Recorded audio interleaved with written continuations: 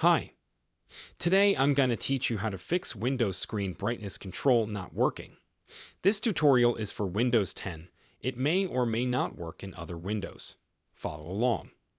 Press the Start menu and search for Device Manager.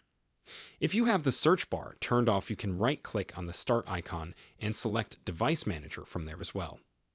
From here, you have to look for Display Adapters and press this arrow right before it. Will show you all the drivers you have installed for your display. Right-click on one and choose Update Driver. Two options will pop up in front of you. The best option is to search automatically for drivers. However, sometimes it will tell you that the best driver is already installed. In that case, you can choose the drivers manually. Once again, right-click on the driver and choose Update Driver. Now click on Browse My Computer for drivers. Click on Let Me Pick option. On the next page, make sure to check the Show Compatible Hardware box.